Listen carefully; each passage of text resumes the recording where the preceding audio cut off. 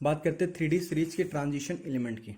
ठीक है, अब देखो second scandium, titanium, vanadium, chromium, manganese, iron, cobalt, निकल, कॉपर, जिंक। ठीक है, ये 3D सीरीज है, इसमें ट्रांजिशन एलिमेंट है क्योंकि डी ब्लॉक का है तो ट्रांजिशन एलिमेंट। अब देखो scandium, titanium, vanadium, chromium, manganese की बात करें तो इसके जो इलेक्ट्रॉन्स होते हैं वो कहाँ पे जाएंगे? 1 2 3 4 5 डी ऑर्बिटल में जाएंगे। स्कैंडियम में जाएंगे तो एक, फिर टाइटेनियम, वेनेडियम, क्रोमियम, मैंगनीज के एक एक इलेक्ट्रॉन आएंगे। अब देखो जब एक एक इलेक्ट्रॉन आ रहे हैं तो यहाँ पे हमें पता है कि डी ऑर्बिटल में इलेक्ट्रॉन आ रहे हैं और एक डब्बा में एक इलेक्ट्रॉन है, तो कहीं ना कहीं हमें पता है एक डब्बे में 2 इलेक्ट्रॉन हो सकते हैं लेकिन यहाँ पे 1 इलेक्ट्रॉन है, तो मतलब कि इलेक्ट्रॉन डेंसिटी क्या है? कम है। अब इलेक्ट्रॉन डेंसिटी कम है क्योंकि हमें पता है एक में 2 आना चाहिए लेकिन एक में एक है तो इलेक्ट्रॉन डेंसिटी कम है ना। अब क्या इलेक्ट्रॉन डेंसिटी कम है, अब इलेक्ट्रॉन डेंसिटी कम है तो इंटर इलेक्ट्रॉनिक जो रिपल्सन होगा वो क्या होगा? कम होगा, तो सिग्मा की वैल्यू क्या होगी? कम। अब सिग्मा की वैल्यू कम तो मतलब जेड इफेक्टिव की वैल्यू ज़्यादा क्योंकि नेगेटिव और जेड माइनस सिग्मा होती है, नेगेटिव होने वाली वैल्यू कम है तो जेड इफेक्टिव वैल्यू ज़्यादा, और अगर जेड इफेक्टिव की वैल्यू ज़्यादा है तो साइज क्या हो जाएगी? कम हो जाएगी। समझ में आए? तो साइज क्या हो जाएगी? कम हो जाएगी। मतलब कि जब इधर से इधर जाते हो तो साइज क्या हो जाती है? कम। तो स्कैंडियम का सबसे ज़्यादा, फिर टाइटेनियम, फिर वेनेडियम, फिर क्रोमियम और फिर मैग्नीज। तो जेड इफेक्टिव ज़्यादा होता है, स्क्रीनिंग इफेक्टिव। समझ में आ गया? अब आयरन, कोबाल्ट और निकल की बात करते हैं। यहाँ पे 5 था, 1 2 3 4 5। अब यहाँ पे देखो ये तो पूरा भरा था। अब जब जाते तो आयरन आएगा तो यहाँ पे पेयरिंग होगी, पेयरिंग होगी तो इलेक्ट्रॉन डेंसिटी बढ़ेगा। क्यों? क्योंकि यहाँ पे एक में 2 डब्बे, एक डब्बे में 2 इलेक्ट्रॉन आ रहे हैं तो यहाँ पे जो इलेक्ट्रॉन डेंसिटी है वो क्या हो रही है? बढ़ रही है। इलेक्ट्रॉन डेंसिटी बढ़ने पे जो इंटर इलेक्ट्रॉनिक रिपल्सन है वो क्या होगा? बढ़ेगा, तो सिग्मा की वैल्यू भी बढ़ेगी। अब माइनस होने वाली जेड माइनस सिग्मा में माइनस होने वाली वैल्यू बढ़े तो जेड इफेक्टिव क्या हो जाएगी? कम। और जेड इफेक्टिव कम हो जाएगी तो साइज क्या हो जाएगी? बढ़ जाएगी। अब देखो साइज क्या हो जाएगी? बढ़।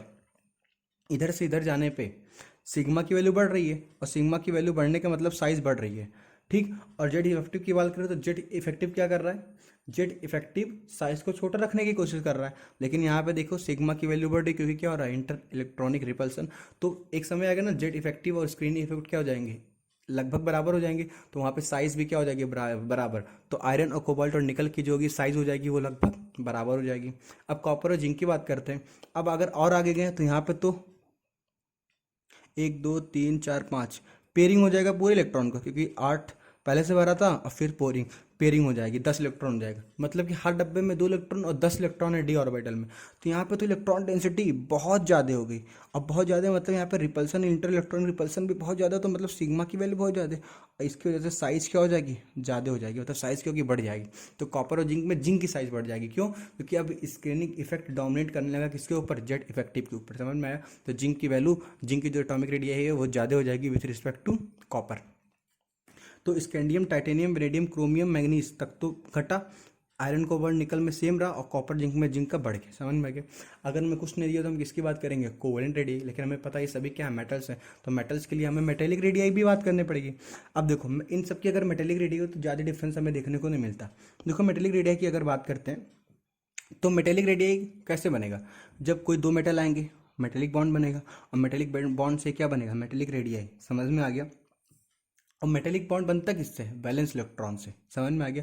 लेकिन अगर मैग्नीज की बात करें तो मैग्नीज में तो D5 है, तो हमें पता है जब मेटेलिक बॉन्ड बनती है तो वहाँ पे तो वैलेंस इलेक्ट्रॉन लेते हैं, लेकिन हाफ फील्ड और फुल्ली फील्ड मेटेलिक बॉन्ड में पार्टिसिपेट नहीं करते। लेकिन यहाँ पे देखो नहीं करते, और यहाँ पे देखो मैग्नीज में भी तो D5 है और 4s2 इसका कॉन्फ़िगरेशन होता है, तो 4s2 तो पार्ट लिया मेटेलिक बॉन्डिंग में, लेकिन D5 हाफ फील्ड है, नहीं पार्ट लेगा ना किसमें? मेटेलिक बॉन्डिंग में। तो मतलब जो है पूरा पूरा इलेक्ट्रॉन पार्ट नहीं लिया मेटेलिक बॉन्डिंग में, मतलब कम इलेक्ट्रॉन पार्ट लिए मेटेलिक बॉन्डिंग में, तो बॉन्ड जो होगा वो वीक होगा, और जब बॉन्ड वीक होगा तो उनकी दूरी ज़्यादा होगी, तो मतलब वो ज़्यादा दूर पे होंगे एटम, और ज़्यादा दूर पे होंगे मतलब साइज क्या होगी? ज़्यादा। ठीक है, तो हमारा क्या हुआ कि जो मैग्नीज है उसका D5 मतलब हाफ फिल्ड डी ऑर्बिटल होने की वजह से उसमें मेटेलिक बॉन्डिंग वीक हुई, जिसकी वजह से जो एडजेसेंट जो मैंगनीज के एटम है उनसे ज़्यादा हो जाती है मैंगनीज की एटॉमिक मेटेलिक रेडियाई। समझ में आ गया? तो यहाँ पे मेटेलिक रेडियाई की ये आती है क्यों? क्योंकि D5 कॉन्फ़िगरेशन की वजह से, हाफ फील्ड की वजह से। ठीक है, अब आते हैं लेंथोनाइट कॉन्ट्रैक्शंस की बात करते हैं। ठीक है,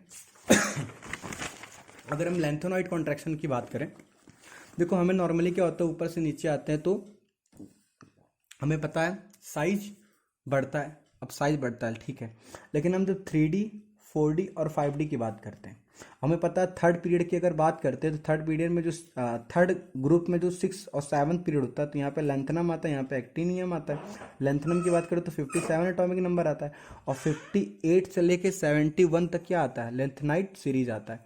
अब लेंथेनाइट सीरीज में जो इलेक्ट्रॉन्स होते हैं वो एफ ऑर्बिटल में जाते हैं। एफ ऑर्बिटल की जो शील्डिंग होती है वो क्या होती है, वेरी पुअर होती है। अब एफ ऑर्बिटल की शील्डिंग बहुत ज़्यादा पुअर का मतलब क्या है, सिग्मा की वैल्यू कम, तो जेड माइनस सिग्मा में सिग्मा की वैल्यू कम है, तो मतलब जेड इफेक्टिव ज़्यादा हो गया। अब जेड इफेक्टिव ज़्यादा होने से क्या हुआ, जो एटॉमिक रेडिया होगी वो कम हुई क्योंकि वो ज़्यादा खींचा। जेड इफेक्टिव ज़्यादा होगा तो एटॉमिक रेडिया क्या हो जाए, कम। मतलब कि लेंथनम की अगर की बात करें तो सभी इलेक्ट्रॉन एफ ऑर्बिटल में गए। एफ ऑर्बिटल में जाने के बाद इधर वाले में सब में एफ ऑर्बिटल के बाद इलेक्ट्रॉन भरने के बाद आए हैं, मतलब यहाँ पे एफ इलेक्ट्रॉन भी होंगे एफ ऑर्बिटल वाले। मतलब कि यहाँ पे हमें सिग्मा की वैल्यू कम देखने को मिलेगी, मतलब जेड इफेक्टिव ज़्यादा देखने को मिलेगा। मतलब इसमें जेड इफेक्टिव की वैल्यू ज़्यादा हो जाएगी, और जेड इफेक्टिव की वैल्यू अगर ज़्यादा हो जाएगी तो साइज़ छोटी हो जाएगी, और इनकी साइज़ इतनी छोटी हो जाती है कि जो इनके ऊपर वाले एलिमेंट हैं ग्रुप के, उनके लगभग बराबर हो जाती है। समझ में आ गया। तो टी ज़रा हाफ ऊपर से नीचे आने पे साइज तो बड़ी, लेकिन ज़रा हाफ में सेम।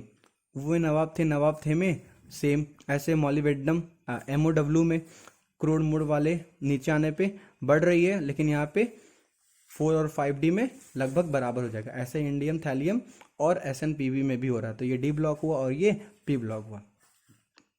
4D से जब 5D में आ रहा है तो हमें F ऑर्बिटल में जाना पड़ रहा है, ऑर्बिटल में इलेक्ट्रॉन भरना पड़ रहा है, जिससे वेरी पुअर उसकी शील्डिंग होती है, जिसकी वजह से क्या हुआ, सिग्मा की वैल्यू कम, तो जेड माइनस सिग्मा में सिग्मा की वैल्यू कम, तो माइनस वाली वैल्यू कम, तो मतलब जेड इफेक्टिव ज़्यादा, तो इलेक्ट्रॉन खींचने की टेंडेंसी ज़्यादा, जिसकी वजह से इलेक्ट्रॉन की साइज जिसकी वजह से एटम की साइज छोटी हो गई, तो इतनी छोटी हो गई कि उसके ऊपर वाले एलिमेंट के लगभग बराबर हो गई। इसे को हम बोलते हैं लेंथेनाइट कॉन्ट्रैक्शन।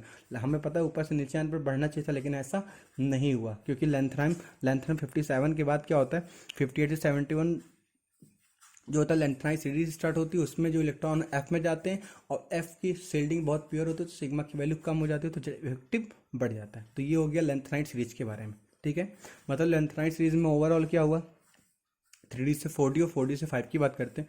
तो जब 3D से 4D में आते हैं तो नॉर्मली साइज बढ़ती है, लेकिन 4D से 5D आते हैं तो लेंथनम के बाद की जो एलिमेंट होती है वो उसके पहले हमें लेंथेनाइट सीरीज से गुजरना होता है। तो वहाँ पे एफ इलेक्ट्रॉन जो होते हैं एफ में जाते हैं इलेक्ट्रॉन 14 इलेक्ट्रॉन, जिसकी वजह से उसकी शील्डिंग वेरी पुअर होती है, तो मतलब सिग्मा की वैल्यू कम होती है, स्क्रीनिंग इफेक्ट सबसे कम होती है, तो जिसकी वजह से जेड इफेक्टिव बढ़ता है तो साइज छोटी हो जाती है, और इतना छोटी हो जाती है कि उसके ऊपर वाले एलिमेंट के बराबर हो जाती है। तो हमें ये देखने को मिलता है। समझ में आ गया। अब यहाँ पे लेंथनाइट सीरीज की वजह से ऐसा देखने को मिला है, तो इसको हम लेंथनाइट कॉन्ट्रैक्शन बोल देते हैं। समझ में आ गया।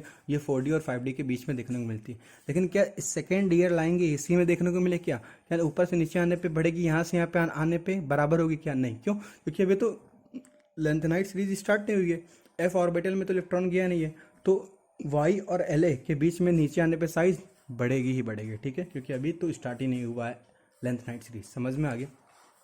तो लेंथनाइट कॉन्ट्रैक्शन में ओवरऑल सिंपली है कि लेंथनम जो 57 एटॉमिक नंबर के बाद जो होता है वो जाता है लेंथनाइट सीरीज में, जिससे एफ में इलेक्ट्रॉन जाता है, जिसकी वजह से वेरी पुअर शील्डिंग होती है, और जिसकी वजह से सिग्मा की वैल्यू कम हो जाती है, माइनस होने वाले वैल्यू कम हो गई, तो जेड इफेक्टिव बढ़ गई, तो साइज छोटी होगी। समझ में आ गया। अब हम बात करते हैं ट्रांजिशन कॉन्ट्रैक्शन की। अगर ग्रुप 13 एलिमेंट की अगर बात करें, ग्रुप 13 में तो बैगन आलू गाजर इन थैला होता है। हमें पता इन थैला की बात करें तो यहाँ पे लेंथाइन कॉन्ट्रैक्शन आता है, देखो यहाँ पे। लेकिन बैगन आलू गाजर की बात करते हैं, देखो आलू और गाजर की अगर बात करें, मतलब एल्युमिनियम और गैलियम की, तो एल्युमिनियम का अगर इलेक्ट्रॉनिक कॉन्फ़िगरेशन लिखना हो तो 13 होता है इसका, तो हम क्या लिखेंगे 3s2 3p1 लिखेंगे। और गैलियम का अगर लिखना हो तो 31 होता है, जिसमें हम लिखेंगे 4s2 3d10 4p1। समझ में आ गया। तो यहाँ पे देखो D10 मतलब कि यहाँ पे जो इलेक्ट्रॉन है वो D में ऑर्बिटल में गया, और D ऑर्बिटल की जो शील्डिंग होती है वो क्या होती है, पुअर। पुअर होने का मतलब सिग्मा की वैल्यू कम। अब सिग्मा की वैल्यू कम हो गया मतलब माइनस होने वाली वैल्यू कम, तो जेड इफेक्टिव क्या हो गया, ज़्यादा। जेड इफेक्टिव ज़्यादा तो साइज छोटी। अब इसकी साइज इतनी छोटी हो जाती है कि एल्युमिनियम और गैलियम में कि ये जो ऊपर वाली एलिमेंट होती है एल्यूमिनियम उसके लगभग बराबर हो जाती है। अब ये साइज छोटी क्यों हुई? क्योंकि डी ऑर्बिटल में इलेक्ट्रॉन गया जिसकी शील्डिंग पुअर थी, और डी ऑर्बिटल वाले इलेक्ट्रॉन की अगर बात करें तो हम ट्रांजिशन से लेते हैं, तो मतलब इसका नाम क्या कर दिया गया? Transition contraction. समझ में आ गया? तो ग्रुप 13 में आलू गाजर के बीच में ट्रांजिशन कॉन्ट्रैक्शन देखने को मिलता है। अगर एक्चुअल की बात करें तो गैलियम की साइज इतनी छोटी हो जाती है कि एल्यूमिनियम की साइज बड़ी हो जाती है। तो देखा जाए तो बोरॉन से बड़ी एल्युमिनियम होती है, एल्युमिनियम से बड़ी गैलियम नहीं होती, गैलियम छोटी हो जाती है एल्युमिनियम से। मतलब एल्युमिनियम जो है वो गैलियम से बड़ा हो जाता है, फिर इंडियम बड़ा होता है, फिर थैलियम। समझ में आ गया? तो एक्चुअल ऑर्डर तो ये होता है, लेकिन हम इसको बराबर मान सकते हैं, नॉर्मली यही क्वेश्चन में पूछा भी जाता है। और एक बात यहाँ पे और है कि ग्रुप 13 एलिमेंट ग्रुप 13 एक ऐसा ग्रुप है जिसमें ट्रांजिशन कॉन्ट्रैक्शन और लेंथेनाइट कॉन्ट्रैक्शन दोनों देखने को मिलता है। समझ में आ गया? तो हम आपको एटॉमिक रेडियस। अब हम आयनाइजेशन पोटेंशियल या आयनाइजेशन एनर्जी या आयनाइजेशन एंथैल्पी की बात करते हैं। ठीक है, देखिए मान लो ये न्यूक्लियस है, अब न्यूक्लियस के अराउंड मान लो ये ऑर्बिट है, सबसे मान लो ये आउटर मोस्ट ऑर्बिट है, यहाँ पे इलेक्ट्रॉन है। ठीक है, अब क्या है, ये इलेक्ट्रॉन ये प्रोटॉन है, दोनों के ऊपर इलेक्ट्रोस्टैटिक अट्रैक्शन लगेगा, तो ये इसको क्या करेगा? अट्रैक्ट करके रखेगा। ठीक है, अब हमें क्या करना है कि अगर इसी इलेक्ट्रॉन को हम निकाल दें, इसके इफेक्ट से हम इसको निकाल दें, जो एनर्जी लगती है उसी एनर्जी को हम आयनाइजेशन एनर्जी बोलते हैं। मतलब कि कोई न्यूक्लियस है, उसके सबसे आउटर मोस्ट सेल में मान लो इलेक्ट्रॉन है, और उस इलेक्ट्रॉन को निकालने में जो हमें एनर्जी देनी पड़ती है उसी को हम बोलते हैं आयनाइजेशन एनर्जी। तो यहाँ पे देखो हमें एनर्जी देनी पड़ेगी ना, और एनर्जी देनी पड़ेगी तो मतलब ये कौन सा प्रोसेस होगा? एंडोथर्मिक। तो ये एक ऑलवेज एंडोथर्मिक प्रोसेस होगा। ठीक है, अब डिफिनेशन पढ़ते हैं। Minimum amount of energy required to remove the most loosely held electron. तो मोस्ट लूजली हेल्ड इलेक्ट्रॉन कहाँ रहेगा? आउटर मोस्ट सेल में रहेगा। From an isolated gaseous atom. देखो आइसोलेटेड गैसेट एटम लिखा है, मतलब ऐसा नहीं कि मान लो फ्लोरीन मॉलिक्यूल है, अब इससे हम इलेक्ट्रॉन निकालना है, नहीं, पहले तो हमें इसको तोड़ना पड़ेगा, तो सबसे पहले तो हमें बॉन्ड डिसोसिएशन एनर्जी देनी पड़ेगी, उसके बाद में गैसेस में रहेगा, फिर उसके बाद में हमें आईपी देनी पड़ेगी। तो यहाँ पे ऐसा नहीं है। जब हम सिर्फ और सिर्फ किसकी बात करें? आइसोलेटेड गैसेस एटम की बात करें, तभी हम किसकी बात करेंगे? आईपी की बात करेंगे। समझ में आ गया? और लिखा है इन ग्राउंड स्टेट, मतलब हम किसी एक्साइटेड स्टेट से नहीं इसको रिमूव करेंगे, ग्राउंड स्टेट से रिमूव करेंगे। गैसियस आइसोलेटेड एटम रहेगा, आउटर मोस्ट सेल से रिमूव करेंगे, तो हम क्या बोलेंगे?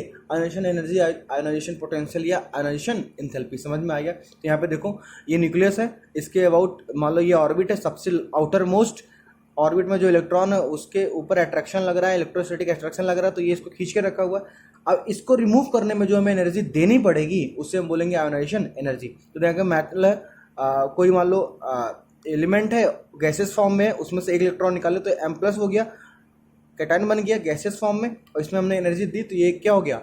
डेल्टा H पॉजिटिव आ गया, मतलब एंडोथर्मिक प्रोसेस है। और ये एक ऑलवेज एन एंडोथर्मिक प्रोसेस होगा क्योंकि हमें बार बार एनर्जी देनी ही पड़ेगी। अब यहाँ पे देखो एटम है, एटम से एक इलेक्ट्रॉन निकालें तो कैटायन बन गया, और कैटायन बनाने में हमें एनर्जी देनी पड़ी तो पॉजिटिव एनर्जी। समझ में आ गया? मतलब एंडोथर्मिक। ठीक है, अब बात करते हैं सक्सेसिव आईक्यू, मतलब सक्सेसिव आयनाइजेशन एनर्जी की बात करते हैं। मान लो कि मेटल गैसेस आइटम में है, हमने उसमें से एक इलेक्ट्रॉन निकाला तो ये M+ हो गया, फिर हमने एक इलेक्ट्रॉन निकाला, सेकंड इलेक्ट्रॉन निकला तो यहाँ पे +2 हो गया, फिर हमने एक इलेक्ट्रॉन निकाला तो +3, मतलब लगातार इलेक्ट्रॉन निकालने को हम बोलते हैं सक्सेसिव आयनाइजेशन। समझ में आया?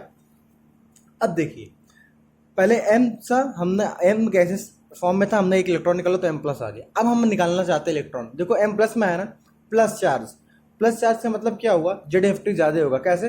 प्लस चार्ज ज़्यादा है, तो मान लो सोडियम था, सोडियम मान लो इलेक्ट्रॉन भी 11, प्रोटॉन भी 11, एक इलेक्ट्रॉन निकाल तो इलेक्ट्रॉन हो गया 10 और प्रोटॉन रह गया 11, मतलब 11 प्रोटॉन 11 इलेक्ट्रॉन को खींचे 10 इलेक्ट्रॉन को खींचेंगे तब तो ज़्यादा होगा, क्योंकि पॉजिटिव चार्ज ज़्यादा हो गया, ZF बढ़ जाएगा, मतलब खींच के ज़्यादा रखेगा, तो हमें एनर्जी ज़्यादा देनी पड़ेगी रिमूव करने के लिए। तो जो यहाँ पे हमें एनर्जी देनी पड़ेगी सेकेंड आयनाइजेशन एनर्जी, वो फर्स्ट के रिस्पेक्ट में ज़्यादा होगी। ऐसे थर्ड की बात करेंगे, अब M+2 है, M+2 से इलेक्ट्रॉन निकालना पड़ रहा है। M+2 मतलब अगर सोडियम की बात करें तो 9 इलेक्ट्रॉन बचा और हमें 11 प्रोटॉन दिया है, मतलब 11 प्रोटॉन 9 इलेक्ट्रॉन को खींच के रखेंगे, तो हमें एनर्जी ज़्यादा देनी पड़ेगी उसको रिमूव करने के लिए, आयनाइज करने के लिए। तो मतलब थर्ड जो आयनाइजेशन एनर्जी होगी वो सेकंड से ज़्यादा होगी।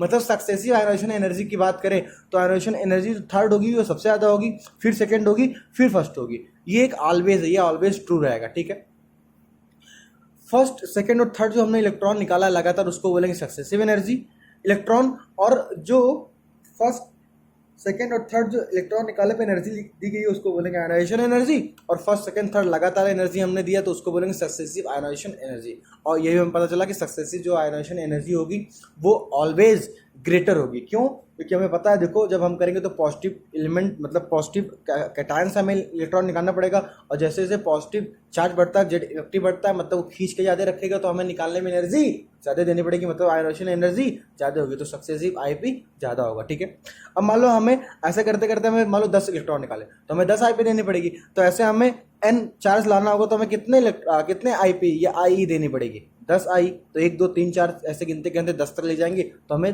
10 प्लस चार्ज इसके ऊपर मिल जाएगा। समझ में आ गया? अब हम बात करते हैं फैक्टर अफेक्टिंग आयोनाइजेशन एनर्जी की। ठीक है, अब देखो फैक्टर अफेक्टिंग आयोनाइजेशन एनर्जी की बात करें, सबसे पहला इफेक्टिव न्यूक्लियर चार्ज।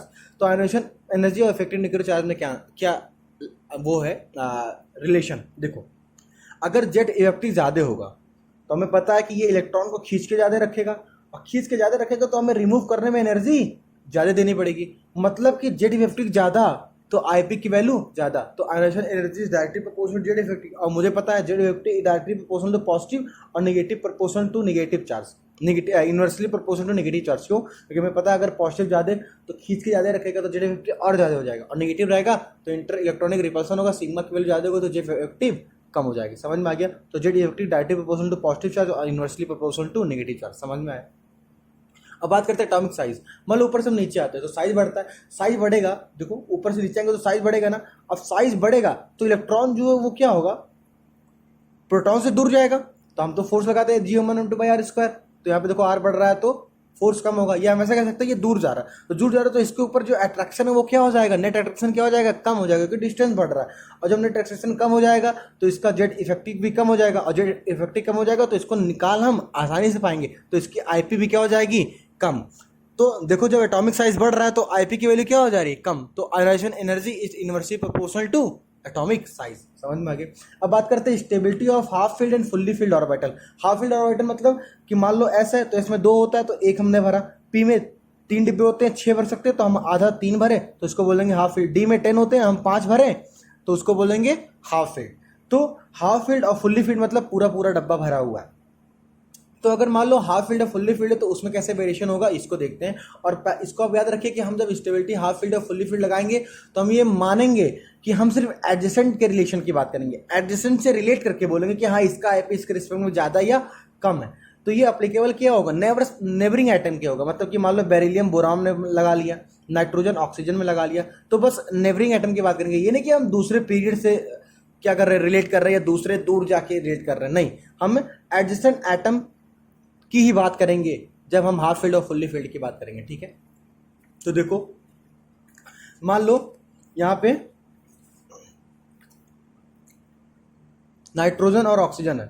ठीक है, नाइट्रोजन का जो इलेक्ट्रॉनिक कॉन्फ़िगरेशन होता है वो होता है 1:2:2p3। ऑक्सीजन का जो होता है वो होता है 1:2:2p4। अब यहाँ पे देखो हम पहले आई की बात करते हैं, मतलब हम पहली बार इलेक्ट्रॉन निकालना चाहते हैं तो हम फर्स्ट IE1 की बात करते हैं। ठीक है, फर्स्ट आयोनाइजेशन एनर्जी की। तो यहाँ पे देखो 2p3 है, 2p3 मतलब हाफ फील्ड। हाफ फील्ड का मतलब क्या है? इसका पूरे डब्बे में से आधा डब्बा खुल का खाली है और आधा डब्बा भरा हुआ, मतलब ये हाफ फील्ड है। अब हाफ फील्ड है तो इसकी स्टेबिलिटी क्या होगी? ज़्यादा। स्टेबिलिटी ज़्यादा तो क्या ये इलेक्ट्रॉन निकालने देगा? नहीं, मतलब हमें इलेक्ट्रॉन निकालने के लिए एनर्जी ज़्यादा देनी पड़ेगी, क्योंकि यहाँ पे देखो हाफ फील्ड है। तो मतलब ऑक्सीजन एडिशनल एटम की बात करेंगे क्योंकि हम पहले बता चुके हैं। तो नाइट्रोजन और ऑक्सीजन की बात करें तो यहाँ पे 2p4 और यहाँ पे 2p3, मतलब ये हाफ फील्ड। हाफ फील्ड तो एनर्जी ज़्यादा देनी पड़ेगी, क्यों? क्योंकि स्टेबल है। तो नाइट्रोजन और ऑक्सीजन में फर्स्ट आई किसका ज़्यादा हो गया? नाइट्रोजन का। क्यों? क्योंकि यहाँ पे हाफ फील्ड है। अब हम सेकेंड आयोनाइजेशन एनर्जी की अगर बात करें तो नाइट्रोजन और ऑक्सीजन में तो यहाँ पे इलेक्ट्रॉन निकल चुका होगा तो यहाँ पे आएगा 2p2 और यहाँ पे इलेक्ट्रॉन निकल आएगा तो यहाँ पे 2p3 आ जाएगा। ठीक है, अब देखो सेकंड आयोनाइजेशन एनर्जी मतलब सेकंड इलेक्ट्रॉन निकालना चाहते हैं तो सेकंड इलेक्ट्रॉन निकालने के लिए हम देखेंगे कि यहाँ पे तो 2p2 है, यहाँ पे 2p3। अब यहाँ पे देखो ऑक्सीजन जो है वो कैसा हो गया? Half field. हाफ फील्ड हो गया मतलब इसकी स्टेबिलिटी बढ़ गई। स्टेबिलिटी बढ़ गई तो मतलब हमें इलेक्ट्रॉन निकालने के लिए एनर्जी ज़्यादा देनी पड़ेगी। तो यहाँ पे नाइट्रोजन और ऑक्सीजन के रिस्पेक्ट में अब आयोनाइजेशन ऑक्सीजन की जो स्टेबिलिटी ज़्यादा है तो मतलब आयनाइजेशन एनर्जी इसकी ज़्यादा होगी। तो सेकंड आई पी या आई की बात करें तो किसकी ज़्यादा होगी, ऑक्सीजन की। ये देखो यहाँ पे लिखा है फर्स्ट आई की बात करें तो नाइट्रोजन ऑक्सीजन में 2p3 नाइट्रोजन हो जा रहा है, तो इसकी स्टेबिलिटी बढ़ जाएगी क्योंकि हाफ फील्ड है, तो ये अपने एडजेसेंट ऑक्सीजन से ज़्यादा आयनाइजेशन एनर्जी लेगा, आईपी ज़्यादा होगी। अब ऐसे ही अगर आयनाइजेशन एनर्जी या आईपी दूसरी इलेक्ट्रॉन सेकंड की बात करें, मतलब दूसरी बार इलेक्ट्रॉन निकालें तो एक इलेक्ट्रॉन निकल जाए तो निकल चुका है तो यहाँ पे 2p2 आ जाएगा, यहाँ पे 2p3 आ जाएगा। अब देखेंगे ऑक्सीजन जो है वो हाफ फील्ड हो गया, इसकी स्टेबिलिटी ज़्यादा होगी, तो अब इसको इलेक्ट्रॉन निकालने के लिए हमें एनर्जी ज़्यादा देनी पड़ेगी। मतलब यहाँ पे अब ऑक्सीजन का जो होगा वो आयनाइजेशन एनर्जी ज़्यादा होगा, तो मतलब हम सेकंड बार इलेक्ट्रॉन निकाल रहे हैं तो सेकंड आयनाइजेशन एनर्जी की बात कर रहे हैं तो सेकंड आयनाइजेशन एनर्जी ऑक्सीजन का ज़्यादा होगा। अब बात करते हैं पेनिट्रेशन पावर की। देखो पेनिट्रेशन पावर क्या क्या मतलब है। देखो पेनिट्रेशन पावर जो होता है एस का ज़्यादा होता है, फिर पी, फिर डी और फिर एफ का। देखो इसको पहले भी हम बता चुके हैं, पहले भी आ चुका है, लेकिन हम पेनिट्रेशन पावर नहीं बताए थे। हम क्या एस पी डी एफ की बात किए थे तो वो हम सिग्मा की बात कर रहे थे, स्क्रीनिंग इफेक्ट की बात करते हैं, ठीक है। यहाँ पे पेनिट्रेशन पावर की बात है। देखो मान लो न्यूक्लियस है, न्यूक्लियस का सेम ऑर्बिट में एस पी डी एफ ये होता है। जो एस होता है वो जो पॉजिटिव चार्ज है, मतलब कि न्यूक्लियस से ज़्यादा करीब होता है। अब न्यूक्लियस से ये ज़्यादा करीब है तो इसके ऊपर जो अट्रैक्शन फोर्स लगेगा वो ज़्यादा लगेगा, मतलब कि एस इससे ज़्यादा बाउंडेड है, मतलब इसका जेड इफेक्टिव ज़्यादा होगा। एस का जेड इसके रिस्पेक्ट में जेड इफेक्टिव इसका एस का क्या होगा, ज़्यादा होगा। मतलब जो एस है, एस को ये ज़्यादा खींच कर रखेगा, तो हमें इसको यहाँ पे कोई इलेक्ट्रॉन होगा उसको हमें रिमूव करने में जो एनर्जी लगेगी वो ज़्यादा लगेगी। तो पेनिट्रेशन का जो वर्ड होता है, पेनिट्रेशन मतलब होता है भेदना। मतलब कि अगर कोई एस ऑर्बिटल में सेम ऑर्बिट के ऑर्बिटल में मान लो एस पी डी एफ में इलेक्ट्रॉन रखा हुआ है और हम एस से निकालना चाह रहे हैं, तो एस जो है वो न्यूक्लियस से ज़्यादा करीब है, मतलब इसके ज़्यादा अट्रैक्शन है, इसका जेड इफेक्टिव इसके रिस्पेक्ट में ज़्यादा है, तो हमें जब इसको निकालना पड़ेगा तो एनर्जी ज़्यादा देनी पड़ेगी। एनर्जी ज़्यादा देने का मतलब है कि इसका पेनिट्रेशन पावर ज़्यादा होगा, तो एस का पेनिट्रेशन पावर ज़्यादा होगा, फिर पी थोड़ा दूर जाता है, फिर डी, फिर एफ। सबसे कम पेनिट्रेशन पावर किसका होगा, एफ का। अब फिर वही बात है, जब भी हम पेनिट्रेशन पावर की बात करेंगे तो हम किसकी बात करेंगे, एडजेसेंट एटम की बात करेंगे। एडजेसेंट एटम मतलब बेरिलियम बोरॉन की बात करेंगे। ये नहीं कि हम यहाँ पे बेरिलियम में कहीं और जाके बात कर रहे हैं, यहाँ पे है तो किसी और ऑर्बिट में बात कर रहे हैं, नहीं। एडिशन एटम, एटॉमिक नंबर सिर्फ एक का डिफरेंस हो, वहाँ पे हम किसकी बात करेंगे, पेनिट्रेशन पावर की। तो पेनिट्रेशन पावर का मतलब क्या है, पेनिट्रेशन मतलब भेदना, मतलब कि किसी भी ऑर्बिटल या किसी भी ऑर्बिट के किसी भी ऑर्बिटल से हम कितना इलेक्ट्रॉन निकालने में कितना हम एनर्जी दे रहे हैं। अगर ज़्यादा एनर्जी दे रहे हैं तो मतलब उसका पेनिट्रेशन पावर ज़्यादा है, और कम एनर्जी में वो निकल जा रहा है तो मतलब उसका पेनिट्रेशन पावर कम है। तो हमें पता है एफ जो वो इलेक्ट्रॉन न्यूक्लियस से ज़्यादा दूर पे होता है, तो ये कम इससे बाउंडेड है, तो इसकी रिस्पेक्ट में जेड इफेक्टिव कम है, तो हम इसको निकाल आसानी दे सकते हैं। समझ में आ गया, तो हमें एनर्जी कम देनी पड़ेगी, मतलब पेनिट्रेशन पावर कम हो। तो ये पेनिट्रेशन पावर का मतलब समझ में आया। अब देखो यहाँ पे लिखा हुआ है, मान लो हम बेरिलियम और बोरॉन की बात करें तो देखो बेरिलियम का लिखेंगे तो 1:2:2 और बोरॉन को 1:2:2p 1 कर लिखेंगे। समझ में आ गया। अब देखो यहाँ पे अगर हम पहले इलेक्ट्रॉन निकालने के बाद तो फर्स्ट आईपी की बात करेंगे, तो अगर हम फर्स्ट आईपी की बात किए तो यहाँ पे 2:2 है, तो यहाँ पे 2p1 है, बेरिलियम बोरॉन एडजेसेंट है, तो हम यहाँ पे पेनिट्रेशन पावर लगा सकते हैं। कैसे, देखो 2:2p1 है ना, यहाँ पे s इलेक्ट्रॉन निकलेगा, यहाँ से p से इलेक्ट्रॉन निकलेगा। अब s और p में किसका पेनिट्रेशन ज़्यादा, s ज़्यादा, मतलब इलेक्ट्रॉन निकालने में किसको एनर्जी ज़्यादा देनी पड़ेगी, मतलब एस वाले को ज़्यादा देनी पड़ेगी, तो इसका आयनाइजेशन एनर्जी ज़्यादा होगा। अब बात करते हैं सेकंड आयनाइजेशन एनर्जी, मतलब पहला निकालने का दूसरे इलेक्ट्रॉन निकालने की बात करते हैं। तो बेरिलियम बोरॉन, इसमें से एक इलेक्ट्रॉन निकल गया तो यहाँ पे 2s1 आ गया, यहाँ पे एक इलेक्ट्रॉन निकल के यहाँ पे आ गया 2p0 और 2s2 आ गया। अब देखो हमें s1 और s2 में से निकालना है। अब यहाँ पे देखो s1 और 2p0 हो गया, यहाँ पे अब 2s1 और 2s2 से हमें कंपेरिजन करना है। तो यहाँ पे तो जो फंडा लगेगा वो हाफ फील्ड और फुल्ली फील्ड लगेगा। यहाँ पे देखो फुल्ली फील्ड है, यहाँ पे हाफ फील्ड है, तो फुल्ली फील्ड वाला स्टेबल ज़्यादा होगा, तो उसको एनर्जी ज़्यादा देनी पड़ेगी निकालने के लिए, मतलब आयनाइजेशन एनर्जी ज़्यादा होगा क्योंकि स्टेबिलिटी ज़्यादा है। तो सेकंड आयनाइजेशन एनर्जी की अगर बात करेंगे तो बोरॉन का ज़्यादा होगा विथ रिस्पेक्ट टू बेरिलियम। समझ में आया। और यहाँ पे हम किसके हिसाब से बताएं, पेनिट्रेशन पावर के हिसाब से बताएं। समझ में आया। अब हम बात करते हैं पीरियड में, सेकेंड पीरियड और थर्ड पीरियड में कैसे हम इस ऑर्डर को निकालते हैं, या हम पीरियड की बात करें तो सेकंड पीरियड और थर्ड पीरियड मतलब पीरियड्स में कैसे जेड इफेक्टिव की वैल्यू चेंज होती है, मतलब कैसे हम जेड इफेक्टिव से आयनाइजेशन एनर्जी या आईपी की बात करते हैं, तो मतलब पीरियड में कैसे आईपी चेंज होते हैं हम उसकी बात कर रहे हैं। समझ में आया। तो देखिए हम सेकंड पीरियड लिख रहे हैं, एलिमेंट लिथियम, देखो lithium, beryllium, boron, carbon, nitrogen, oxygen, fluorine. इसका अगर इलेक्ट्रॉनिक कॉन्फ़िगरेशन लिखें तो हम लास्ट वाला मान लो लिख रहे हैं तो 2s1, 2s2, 2pn, 2p1, 2p2, 2p3, 2p4, 2p5 और नियॉन आएगा तो 2p6 हो जाएगा। अब देखो हम लेफ्ट साइड जा रहे हैं ना, तो 2s1, 2s2 क्या ये फुल्ली फिल्ड हो गया, 2p3 क्या ये हाफ फील्ड हो गया और 2p6 क्या फुल्ली फील्ड है, ये भी फुल्ली फील्ड है और 2p6 ये भी है।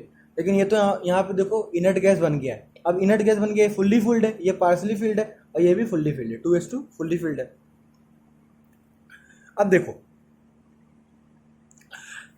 हम बेरिलियम और नाइट्रोजन की अगर बात करें तो यहाँ पे देखो ये फुल्ली फील्ड है ना, तो फुल्ली फील्ड है तो इसका स्टेबिलिटी ज़्यादा होगा। किससे ज़्यादा होगा, एडजस्टेंट से ज़्यादा होगा। तो एडजस्टेंट से इसका स्टेबिलिटी ज़्यादा होगा तो हमें इलेक्ट्रॉन निकालने के लिए एनर्जी ज़्यादा देनी पड़ेगी। तो हमें समझ में आ रहा है कि इसकी जो आयनेशन एनर्जी होगी या आईपी होगी इसके रिस्पेक्ट में ज़्यादा होगी, तो ये थोड़ा आगे शिफ्ट हो जाएगा। ऐसे नाइट्रोजन ऑक्सीजन की बात करें, ए भी एडिशन एटम है, डेल्टा जेड की वैल्यू 1 है। तो यहाँ पे देखो 2p3 है, 2p4 ये क्या है, हाफ फील्ड है। हाफ फील्ड है मतलब स्टेबिलिटी ज़्यादा है, स्टेबिलिटी ज़्यादा है तो इसका मतलब हमें एनर्जी ज़्यादा देनी पड़ेगी इलेक्ट्रॉन को निकालने में। मतलब नाइट्रोजन का जो आयनेशन एनर्जी होगा वो ज़्यादा होगा। किससे ज़्यादा होगा, एडजस्टेंट वाले ज़्यादा होगा, मतलब ऑक्सीजन से ज़्यादा होगा। तो हम इससे आगे लिखेंगे। और नियॉन ये तो फुल्ली फील्ड है, इनर्ट गैस है, इनर्ट गैस है तो यहाँ पे हमें पता है इनर्ट गैस है तो इसकी स्टेबिलिटी सबसे ज़्यादा होगी और इसमें इलेक्ट्रॉन निकालने के लिए एनर्जी बहुत ज़्यादा देनी पड़ेगी क्योंकि ये इलेक्ट्रॉन लूज करके अपनी स्टेबिलिटी को कम नहीं करना चाहेगा। वैसे ये भी अपने इलेक्ट्रॉन को लूज करके स्टेबिलिटी कम नहीं करना चाहेगा और ऐसे ये भी अपने इलेक्ट्रॉन को लूज करके स्टेबिलिटी कम नहीं करना चाहेगा। तो इसकी आईपी वैल्यू ज़्यादा होगी। ठीक है, तो देखो हम कैसे लिखेंगे आईपी के आगे लिखेंगे। लिथियम सबसे इधर से इधर जाने पे देखो जेड इफेक्टिव बढ़ता है। जेड इफेक्टिव कैसे बढ़ता है, जब हम इधर से इधर जाते हैं तो क्या होता है, सोचो हम पहले बता चुके कि जेड इफेक्टिव बढ़ता है। अब जब जब इफेक्टिव बढ़ता है तो इलेक्ट्रॉन की खींचने की टेंडेंसी क्या होगी, ज़्यादा होगा। और इलेक्ट्रॉन की खींचने की टेंडेंसी मतलब इलेक्ट्रॉन को खींच के रखने की टेंडेंसी ज़्यादा होगी और इलेक्ट्रॉन को खींच के रखने की टेंडेंसी ज़्यादा होगी तो इसका मतलब क्या, इधर से इधर जाने पे आईपी की वैल्यू बढ़ेगी। तो सबसे कम आईपी किसका होगा, लिथियम। सबसे कम लिथियम हो गया। अब बेरिलियम बोरॉन की बात करें तो बेरिलियम क्या आया, 2s2 आ गया, फुल्ली फील्ड हो गया। तो हम इसको क्या करेंगे, इसकी फुल्ली फील्ड हो गया तो स्टेबिलिटी ज़्यादा है तो ये एडजेसेंट वाले से आईपी ज़्यादा होगी क्योंकि इसको इलेक्ट्रॉन निकालने में एनर्जी ज़्यादा देनी पड़ेगी। तो इसकी जो होगी बोरॉन के रिस्पेक्ट में ज़्यादा होगी तो इसकी क्या होगी, कम। तो इसका कम होगा क्योंकि इधर जाने पे आईपी बढ़ती है तो इसका कम होगा और बेरिलियम का क्या होगा, इससे ज़्यादा हो जाएगा। फिर आएगा कार्बन। नाइट्रोजन ऑक्सीजन की बात करें तो ये हाफ फील्ड है, हाफ फील्ड है तो इसकी स्टेबिलिटी ज़्यादा होगी। इसकी स्टेबिलिटी ज़्यादा होगी तो इसको इलेक्ट्रॉन निकालने की एनर्जी ज़्यादा देनी पड़ेगी। तो इसका किससे ज़्यादा होगा, एडजेसेंट वाले में, क्योंकि हम बताएं कि जो हाफ फील्ड फुल्ली फील्ड वाला कॉन्सेप्ट है वो एडजेसेंट के लगा सकते हैं। तो नाइट्रोजन का आईपी ऑक्सीजन के रिस्पेक्ट में ज़्यादा हो जाएगा तो ऑक्सीजन का कम हो जाएगा और नाइट्रोजन का ज़्यादा हो जाएगा। फिर आएगा फ्लोरीन और फिर आएगा नियॉन। तो देखो ये जो है ये एक्चुअली में बनता है। और ऐसे हम अगर सोडियम मैग्नीशियम की बात करें तो सोडियम मैग्नीशियम एल्युमिनियम, तो एल्युमिनियम का ज़्यादा हो जाएगा, एल्युमिनियम का कम हो जाएगा और मैग्नीशियम का ज़्यादा होगा। तो सोडियम एल्युमिनियम फिर मैग्नीशियम। ऐसे सिलिकॉन और फॉस्फोरस और सल्फर आएंगे तो फॉस्फोरस का ज़्यादा हो जाएगा और सल्फर का पीछे चला जाएगा। तो यहाँ पे सल्फर पीछे चला जाएगा, फिर फॉस्फोरस आएगा, फिर क्लोरीन और आर्गन। और यहाँ पे देखो lithium, beryllium, boron, beryllium, carbon, oxygen, nitrogen, fluorine और नियॉन। समझ में आ गया। तो देखो क्या किया हम, कुछ नहीं, इधर से इधर जाने पर जेट इफेक्टिव बढ़ता है और जेट इफेक्टिव बढ़ता है तो हमें पता है इलेक्ट्रॉन को खींच के रखने की टेंडेंसी बढ़ती है तो आईपी ज़्यादा होती है। मतलब पीरियड में इधर जाने पर, लेफ्ट टू राइट जाने पर आईपी की वैल्यू ज़्यादा होती है। तो सबसे कम आईपी किधर का, लिथियम का, सबसे कम लिथियम हो गया। फिर बेरिलियम बोरॉन में हमने देखा हाफ फील्ड और फुल्ली फील्ड वाला कॉन्सेप्ट आया तो हमें फुल्ली फील्ड आया तो इसकी इससे क्या हो गया, ज़्यादा हो गया तो मतलब बोरॉन को ज़्यादा हो गया, इसका कम हो गया। फिर कार्बन का वैसे लिख दिए। नाइट्रोजन ऑक्सीजन की बात करते हैं हाफ फील्ड आ गया, हाफ फील्ड हो गया तो नाइट्रोजन इसके रिस्पेक्ट में इसका आयनेशन एनर्जी ज़्यादा होगा तो ये आगे चला जाएगा तो मतलब कि ऑक्सीजन पीछे हो जाएगा, नाइट्रोजन आगे हो जाएगा, फिर फ्लोरीन आएगा और फिर नियॉन आएगा। समझ में आ गया। तो ये हो गया पीरियड के अक्रॉस की बात होगी।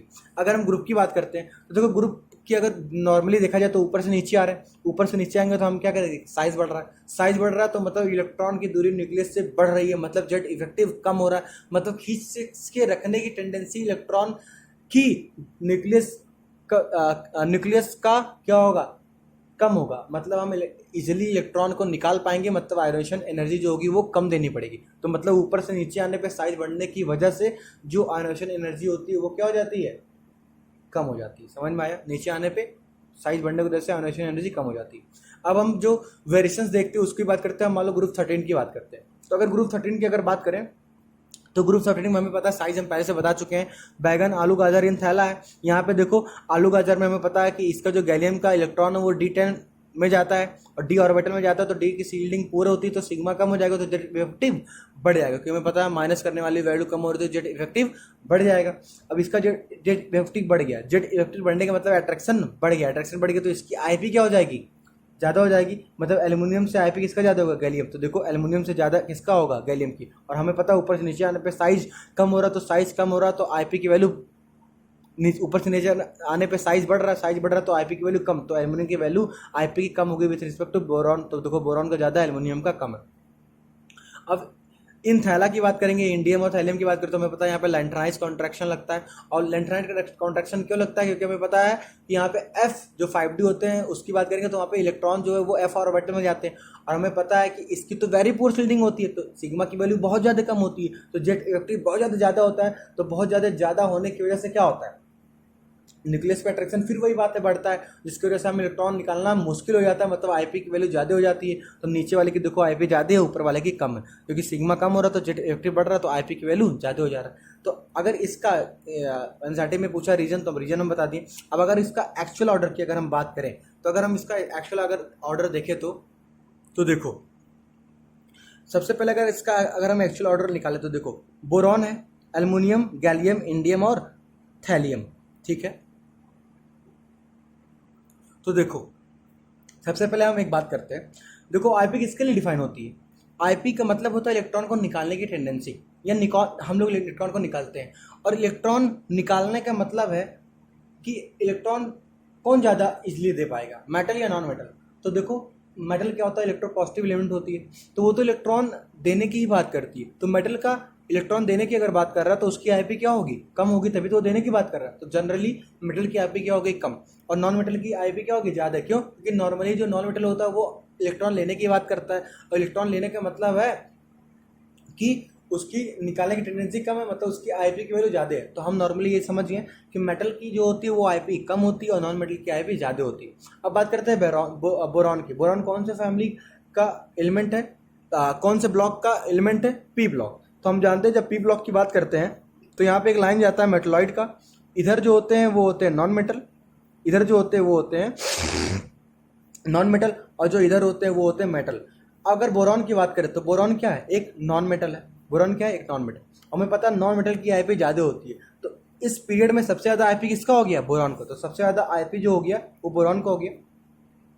अब देखो इसमें जो लग रहा है वो ट्रांजिशन कॉन्ट्रैक्शन लग रहा है और लेंथनाइट कॉन्ट्रैक्शन लग रहा है। और हमें पता है लेंथनाइट कॉन्ट्रैक्शन में सिग्मा की वैल्यू बहुत कम होती है तो जेट इफेक्टिव बहुत ज़्यादा हो जाता है, मतलब कि आईपी की वैल्यू सबसे ज़्यादा हो जाती है किसके रिस्पेक्ट में, ट्रांजिशन कॉन्ट्रैक्शन में, क्योंकि वहाँ पर फिर भी वेरी पुअर फील्डिंग लग रहा है तो जेट इफेक्टिव उतना ज़्यादा नहीं होता। लेकिन लेंथनाइट कॉन्ट्रैक्शन में जेट इफेक्टिव ज़्यादा हो जाता है क्योंकि एफ ऑर्बिटल में चला जाता है जो कि वेरी पुअर फील्डिंग होती है। तो अगर हम गैलियम और थैलियम की बात करें तो यहाँ पे तो जेट इफेक्टिव बहुत ज़्यादा है और जेट इफेक्टिव बहुत ज़्यादा है तो इसकी तो आईपी वैल्यू सबसे ज़्यादा होगी। तो थैलियम की बात करें तो बोरॉन के बाद किसकी आईपी सबसे ज़्यादा होगी, थैलियम की ज़्यादा होगी, और फिर किसकी होगी, गैलियम की। समझ में आ गया।